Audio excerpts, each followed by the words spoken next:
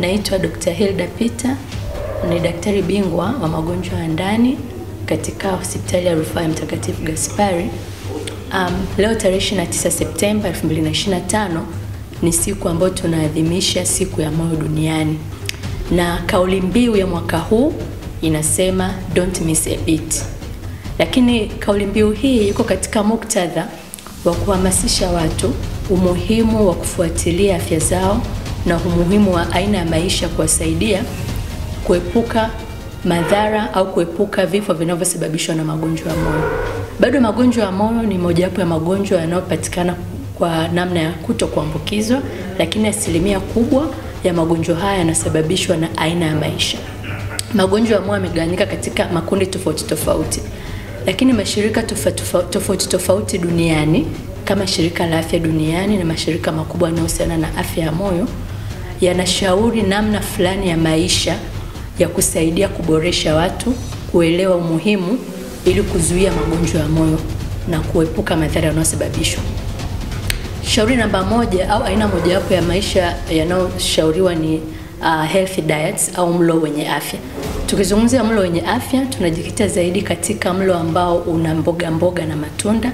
Inashaurika sana mboga na matunda, lakini pia inashaurika kutumia chakula ambacho hakina chumvi nyingi, na wataalamu wanashauri angalau kutumia chumvi pungufu ya gramu 5 kwa siku, na hii inaweza kukadiriwa katika maisha yetu ya kila siku.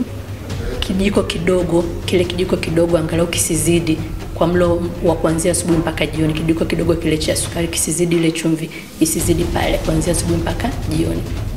Lakini kwa mtu tayari ambaye ana magonjwa haya, pressure na magonjwa mengine yanayohusiana na mambo ya moyo, kiwango kile cha chumvi kinashauriwa kupunguzwa zaidi kwa angalau gramu 2 au pungufu ya hapo kwa siku. Lakini pia inashaurika katika vyakula kupunguza sana vyakula vyenye mafuta ambayo ni mafuta mabaya, kitaalamu yanaitwa saturated fats. Na katika mazingira yetu ya kawaida ni mafuta yanayotokana na mafuta ya nyama, kwenye nyama hizi, au mafuta yanayotokana na jibini au samli, yale yanashauriwa kupunguzwa kabisa ikiwezekana kuacha. Lakini mafuta ambayo yanashaurika ni mafuta ambayo ni mazuri kwa afya. Mafuta ambayo ni mazuri kwa afya ambayo sio mabaya ni mafuta yanayotokana na mimea kama mafuta ya alizeti, mafuta ya mizeituni, mafuta yanayotokana na maparachichi na vitu vinavyofanana na hivyo. Lakini pia katika vyakula inashaurika kabisa kuacha kabisa uvutaji wa sigara. Na kwa upande wa unywaji wa pombe umeshauriwa kupunguzwa kwa watu ambao hawawezi kuacha.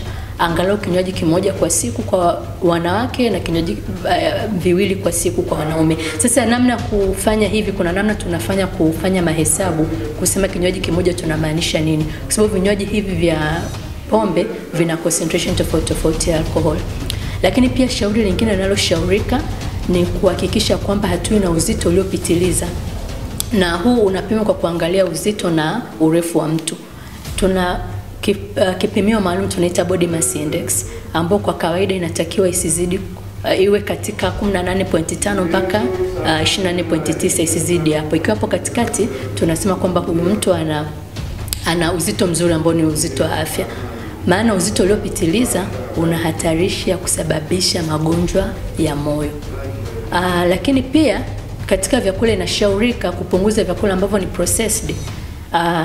Kwa lugha ya Kiswahili tunasema vyakula vilivyochakatwa. Mara nyingi vyakula vilivyochakatwa vinakuwa na chumvi iliyozidi, sometimes vinakuwa na aina haya mafuta ambayo yamezidi, ambayo sio mazuri kwa afya. Kwa hivyo vyakula vile vya kawaida vya kupika kwa nyumbani vina afya zaidi kuliko vile ambavyo ni processed. Lakini pia ushauri mwingine unaotolewa kiafya ni kuhusu kuwa na activities au kufanya shughuli.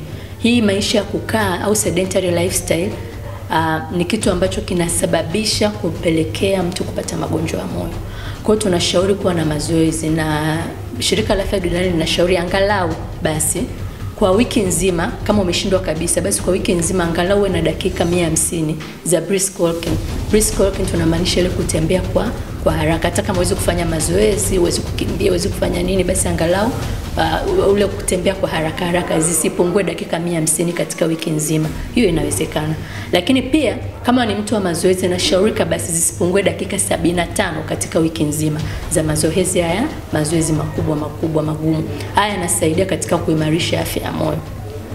Lakini pia shauri lingine linalotolewa, tunashauri pia kiwango kuwa na mara kwa mara hali ya kupima pressure, kiwango cha pressure, kiwango cha mafuta mwilini, kupima sukari. Magonjwa haya ni magonjwa ambayo mara nyingine anaweza asiwe na dalili yoyote. Mara nyingi pressure inaweza ikawa iko juu lakini mtu akawa hana dalili zozote. Kwa hiyo kuanzia miaka 45 na kuendelea inashaurika kuwa na ile regular screening, kuwa na check up ya mara kwa mara, kuangalia pressure ikoje, kiwango cha sukari kikoje, kiwango cha mafuta mabaya mwilini kikoje, tunaita low density lipoprotein cholesterol.